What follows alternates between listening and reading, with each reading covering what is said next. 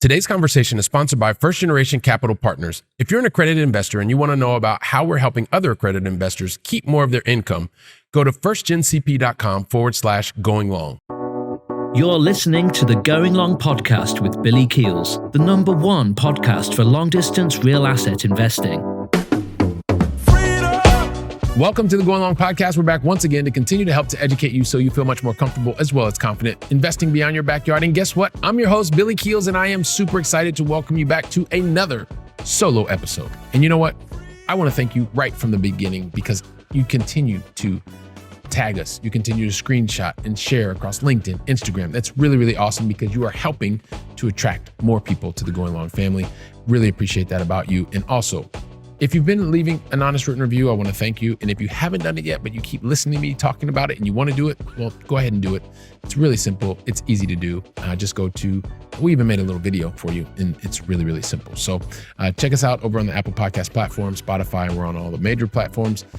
And so listen, I also want to recognize somebody today who has left an honest written review. And I'm going to read this one from, the name is Blake Carnes.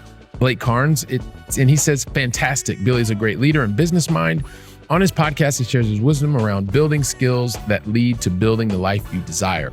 So I want to say big shout out to Blake Carnes. Thank you so much for investing your time as well as leaving the honest written review as well as rating. We're going to continue to do and share in the way that's going to help everybody get closer to their goals much faster. So speaking of which, today is another one of these solo episodes, and I want to keep this one's going to be like super, super brief because it's something that I feel like is important to say, is important to share, because as we get ready to also start to wrap up the year, which I can't believe it's just around the corner, start to recognize a lot of the evolution that's taken place, right? I think at this point, I'm probably about a year out of my corporate role, and just a lot of things that I started recognizing. One of the things that I started recognizing is that I'm at a point in life that, I really want everybody to win.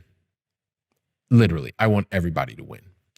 Blake mentioned it in his honest written review as well as rating. So if you want to leave one, you can do that. But it also helped me to think about some of the things that I think are important. And in this concept of wanting everybody to win, like it's no surprise, like I shared, I was very open and transparent that I shared this battle that I've had with the scarcity mindset just because of the way that I grew up and also how I've overcome some of that. And really, as I talked about in episode 271, like I stopped hating the players. Like I wanted to learn the game and learn the process around the game because that's the stuff that's important. And what I mean by that is as I start to learn the game, and the goal is to be able to master the game, getting the right education, surrounding myself with the right support system, and continuing to take action, a very basic three-point formula.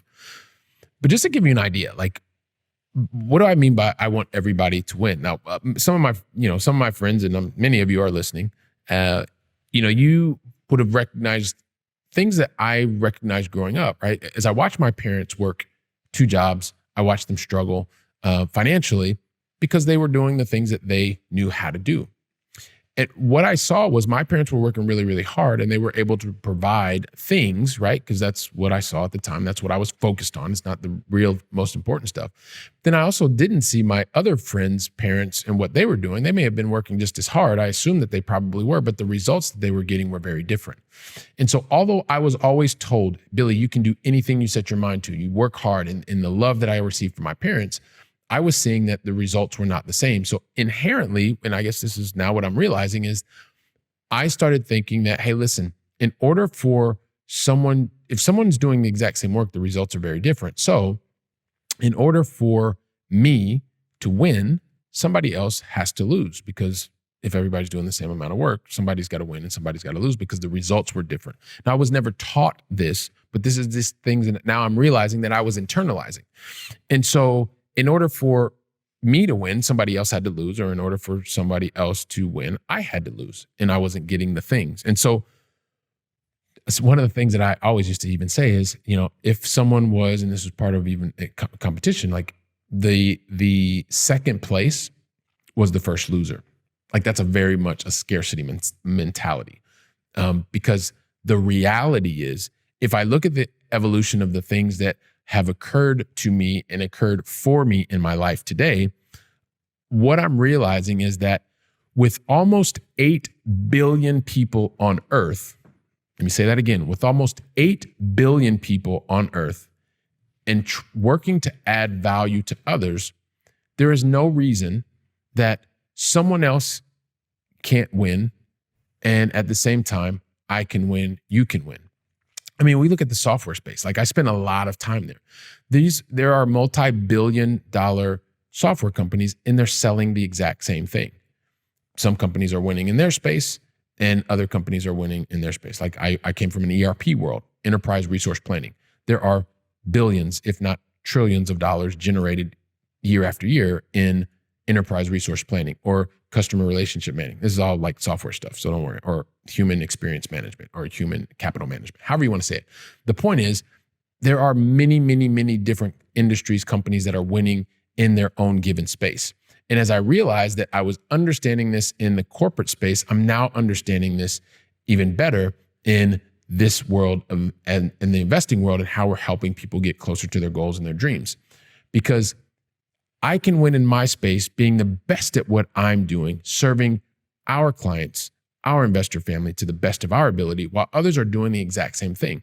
You can be the best version of you. And you know what? You're actually winning.